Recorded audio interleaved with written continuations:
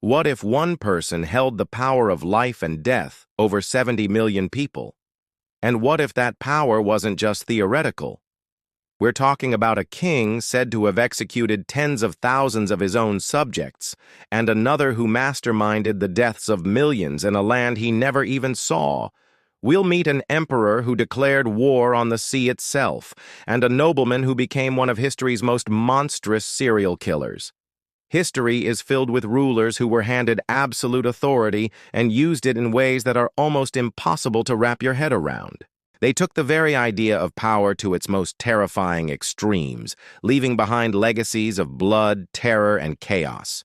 So, just how bad can it get when one person has no limits? Let's find out. The crown. For centuries, it's been the ultimate symbol of power. To be a king, a queen, an emperor, it meant you were chosen, maybe even by God himself, to rule. It meant your word was law, your whims were policy, and your anger could literally reshape the world. For many, this power was used to build empires, to champion art, to create legacies of gold and stone that we still admire today. But this isn't a story about them. This is a story about the others, the ones who saw power not as a tool for their people, but as a weapon for themselves. The rulers who saw their subjects not as a nation to be protected, but as objects to be used, tormented, and thrown away. This is a journey into the darkest corners of history, to a time before checks and balances, when the cruelty of a single mind could bring a nation to its knees. We'll explore the psychological rot that so often comes with absolute authority and see what happens when a ruler's private demons become public policy. From the fields of England to the jungles of the Congo, these are the stories of when kings used their power in truly unimaginable ways. Our journey begins in the vast, cold expanse of 16th century Russia, a land of brutal politics and scheming nobles called boyars. It's here that a young prince, Ivan IV, came to the throne. Growing up in a court filled with danger and betrayal, he believed his own mother was poisoned. Ivan developed a deep-seated paranoia that would fester into legendary cruelty. As a young man, in a dark omen of what was to come, he reportedly had one powerful boyar torn apart by hunting dogs. In 1547, he was crowned the first Tsar of all Russia, and with that title came the power to unleash his most violent impulses. Ivan believed he was God's chosen instrument on earth, and that anyone who opposed him was opposing God himself. This belief became terrifyingly real in 1565 with the creation of the Oprichnina, a state within a state, a massive portion of Russia that Ivan ruled directly. To enforce his will, he created the Oprichniki, a force of about 6,000 men who became Russia's first secret police. Dressed in black and riding black horses, they adopted a horrifying symbol, a dog's head and a broom. Often, the severed head of a dog was attached to their saddles, representing their mission to sniff out treason and sweep it away. The Oprichniki were Ivan's personal weapon. Loyal only to him, they were set loose upon the nobility with merciless fury. They hunted down anyone Ivan saw as a rival, seizing their lands and executing them with symbolic cruelty. Victims were boiled alive, roasted over open fires, or impaled. Ivan's paranoia had no limits. He saw conspiracies everywhere, and the Oprichniki were his solution. This reign of terror reached its peak with the 1570 massacre of Novgorod. Convinced the entire city was plotting to defect to Lithuania, Ivan led the Oprichniki on a month-long rampage. They ransacked churches and monasteries. Thousands of citizens, men, women, and children, were tortured, hanged, or tied to sleighs and driven into the freezing Volkhov River to drown under the ice. While the true death toll is debated by historians, some estimates suggest thousands were systematically slaughtered in the attack, with disease and famine pushing the number even higher. The city, once one of Russia's most prosperous, was left a decimated shell. Yet in a bizarre display of his conflicted mind, Ivan would follow these massacres with acts of extreme piety. He would send long lists of his victims to monasteries, along with huge sums of money, demanding they pray for the souls of those he had just killed. Perhaps the most haunting act of Ivan's reign wasn't political, but deeply personal. In a fit of uncontrollable rage in 1581, he struck his own son and heir, also named Ivan, with his pointed staff. The blow to the temple was fatal. The Tsar who had terrorized a nation had now, with his own hands, destroyed his dynasty.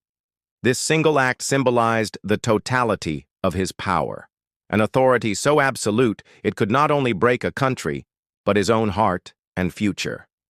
Ivan the Terrible didn't just rule with fear. He built an entire architecture of it, leaving scars on Russia that would last for centuries. Not all unimaginable abuses of power happen on the battlefield. Sometimes the worst horrors are committed from a distance, sanitized by paperwork and driven by pure greed. This is the story of King Leopold II of Belgium, a monarch who never once set foot in the land he would systematically destroy, yet whose pursuit of profit led to a demographic catastrophe that killed millions of people. In the late 19th century, as European powers scrambled to carve up Africa, Leopold set his sights on the vast, uncharted Congo Basin, an area 85 times bigger than Belgium itself.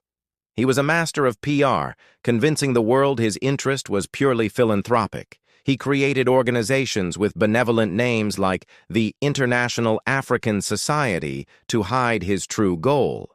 At the Berlin Conference of 1884-1885, the world leaders believed his promises to bring civilization and Christianity to the region, and they granted him personal ownership of the nearly 1 million square miles he called the Congo Free State. It wasn't a Belgian colony, it was his private property. At first, the whole venture was a bust, but that all changed with the invention of the inflatable rubber tire. Suddenly, global demand for rubber exploded, and the Congo was overflowing with it.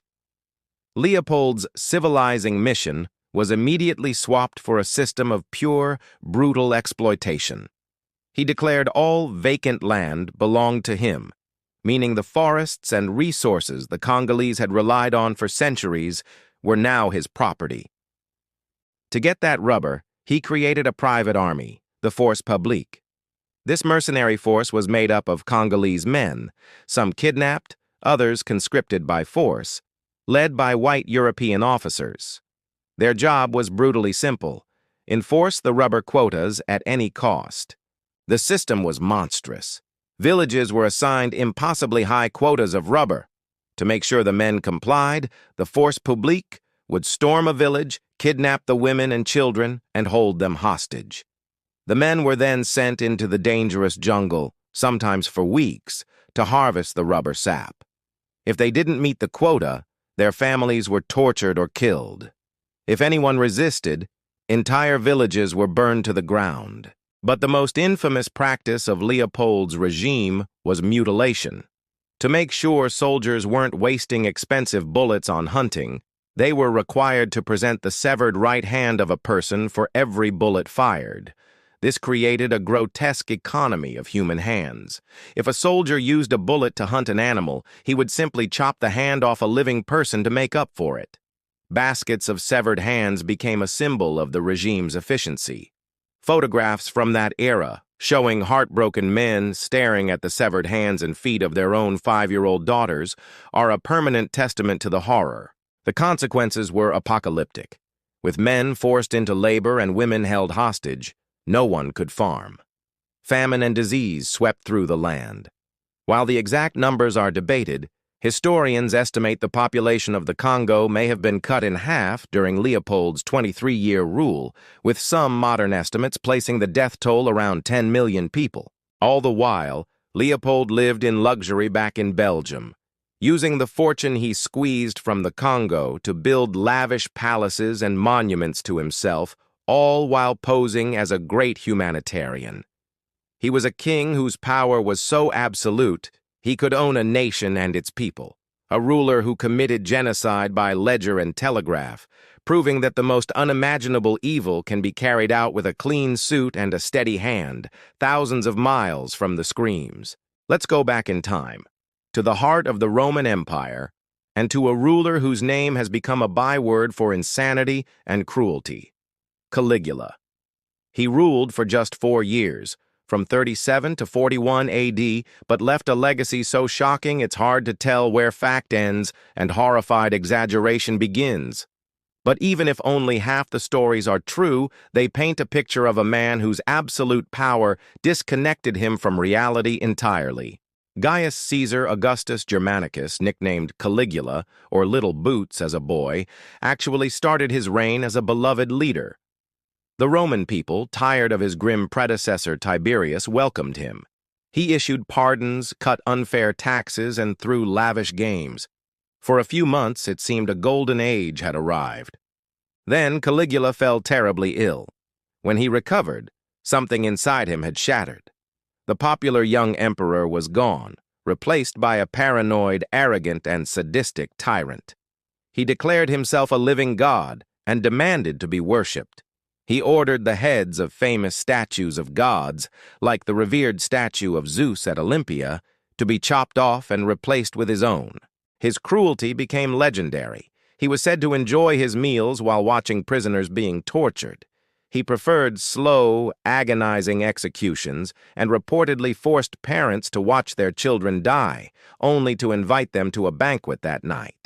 He found perverse ways to humiliate the powerful senators he hated, forcing them to run for miles in front of his chariot or taking their wives from the dinner table, only to return and loudly critique their performance in bed. But it was his bizarre behavior that showcased a mind unbound by logic. The most famous story, of course, is about his beloved horse, Incitatus. Caligula gave the horse a marble stable, a jeweled collar, and oats mixed with gold flakes. But ancient historians like Suetonius claim he took it a step further, declaring his intention to make Incitatus a consul, one of Rome's highest offices. While many modern historians think this was probably a dark, satirical joke to show the Senate that even his horse could do their job, it was seen at the time as pure madness. His military plans were just as strange. Ancient writers tell us he marched his legions to the English Channel for a supposed invasion of Britain. But upon reaching the coast, he suddenly ordered his soldiers to collect seashells, which he declared were the spoils of the ocean, a tribute from the sea god Neptune himself. Like the story of his horse, modern historians are skeptical, seeing this not as madness, but perhaps as a bizarre way to humiliate his troops after they resisted his plans. Caligula's power wasn't just political, it was a psychological force that warped his entire world. He believed he was a god, so the rules of man, morality, and even sanity no longer applied. His reign was a 4-year performance of absolute power as absolute absurdity.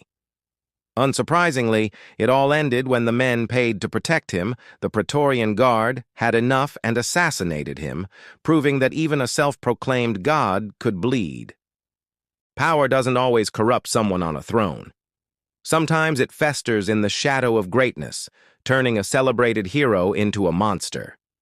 This is the story of Gilles de Rais, a 15th-century French nobleman, a marshal of France, and a decorated companion in arms to Joan of Arc, who would later be convicted as one of the most prolific serial killers in history. Gilles de Rais had it all: wealth, status, and a hero's reputation. He fought bravely alongside Joan of Arc during the 100 Years' War, playing a key role in historic victories like the Siege of Orléans. He was a national hero, the very model of chivalry. But after the war, when he retreated to his vast estates, a darkness began to take hold. Living a life of unbelievable extravagance, he quickly blew through his family fortune on theatrical plays and a huge personal staff. When his family had him legally blocked from selling off any more land, Gilles turned to the occult. He started dabbling in alchemy and demonology, hoping to summon a demon who could grant him wealth and power. This descent ran parallel to a far more sinister set of crimes. For nearly a decade, a horrifying pattern emerged around his many castles. Children, mostly young boys from poor families, began to disappear. They were often lured inside the castle walls while begging for food and were never seen again. For years, the power and prestige of Gilles de Rais protected him. Who would believe a peasant's word over a celebrated war hero? But the rumors grew too loud to ignore. Dozens of parents came forward with stories of their missing children. The breaking point came when Gilles, in a fit of arrogance, illegally imprisoned a priest. This was an offense the church could not ignore, and it finally triggered a formal investigation. What the trial in 1440 revealed shocked all of Europe. His closest servants testified in horrifying detail about how Gilles de Rais had abducted, tortured, and murdered an enormous number of children. The ecclesiastical court's sentence accused him of murdering 140 children or more. Though he initially refused to cooperate, Gilles eventually confessed under threat of torture. On October 26, 1440, the man who once fought beside a saint was hanged, and his body partially burned at the stake for heresy and murder. The story of Gilles de Rais is a chilling reminder that unimaginable evil can hide behind a mask of heroism. His power wasn't that of a king over a nation, but the absolute power a wealthy lord held over the poor and vulnerable. He used his authority to create a private kingdom of suffering, proving that the most terrifying monsters are often the ones we once hailed as heroes. From Ivan the Terrible's paranoid slaughter of his own people to King Leopold's genocidal greed in the Congo, from Caligula's divine madness to Gilles de Rais's fall from hero to monster.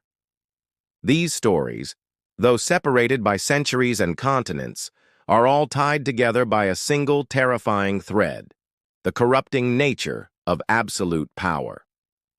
They serve as a stark warning from history.